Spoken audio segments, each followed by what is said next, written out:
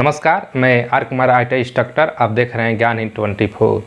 Israel job जो 2729 candidate selected हैं, जो लोग वेट कर रहे हैं कि फ़्लाइट कब होगी, और 50,000 की वैकेंसी जो है यूपी एंड बिहार की, तो उससे कुछ अपडेट आया है। जैसे आप लोगों को मालूम होगा कि इस समय देश की हालत क्या है, तो क्या 50,000 की जो वैकेंसी है वो होगी कि नहीं होगी, और जो 2729 कैंडिडेट है, जितने लोग सेलेक्टेड हैं, उन लोगों की फ़्लाइट मई में होगा कि नहीं होगा, ये क्वेश्चंस मार्क बन गया है। इस पर क्वेश्चंस मार्क बन गया है क्योंकि अभी आप लोग देख रहे होंगे कि पहलगाम में आतंकी हमला हुआ है।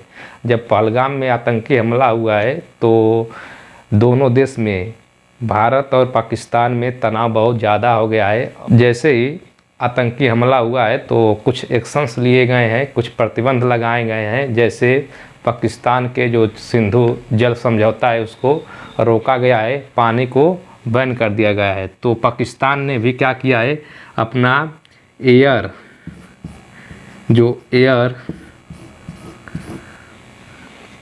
लाइंस का रूट होता है उसको क्या कर दिया है, बैन कर दिया है कि हमारे देश के ऊपर से जितने भी एयर रूट हैं उस रूट से इंडिया का कोई भी एरोप्लेन नहीं गुजरेगा।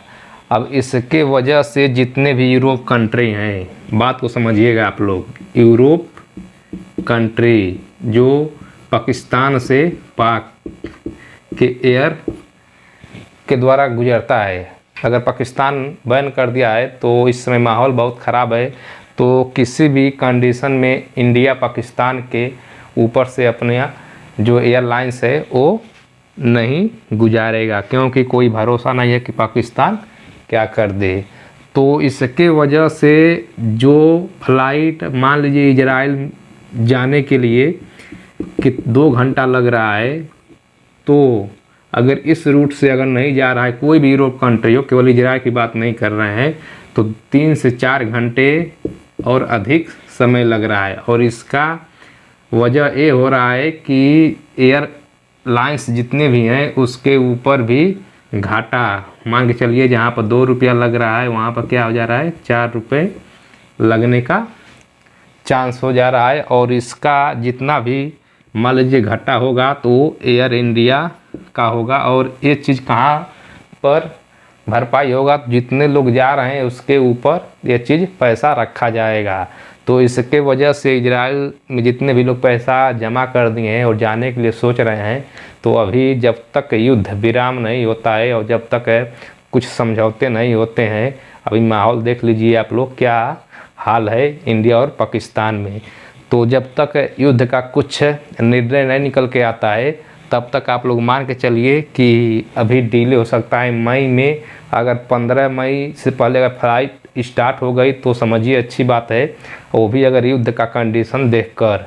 अगर नहीं होता है तो मान के चलिए रूट बदला जाएगा, और रूट बदला जाएगा तो उसमें पैसा समझिए और लगेगा। जितने लोग 68,500 जमा किए हैं तो उन लोगों को और पैसा पेड करना होगा। तो उस प्रोसेस में भी मान के चलिए कुछ समय लगेगा। मान के चलिए अगर 2700 लोगों को फ़्लाइट कराना है इजराइल कंट्री में, तो उन लोगों को फिर से कॉल लगाना होगा, कांटेक्ट करना होगा, किसी न किसी थ्रू से उन लोगों को कुछ मैसेज दिया जाएगा, तभी वो लोग इस चीज़ को जानेंगे, फिर से पैसा जमा होगा। तो ये मान के चलिए कि अगर सरकार ऐसे नहीं करती है तो हो सके कुछ डिले हो सकता है, मई में फ़्लाइट नहीं हो पाए। अगर युद्ध का यही कंडीशन चला, अगर तनाव इसी तरह रहा, अगर सब कुछ अच्छा हुआ तो मान के चलिए कि मई में फ़्लाइट हो जाएगी।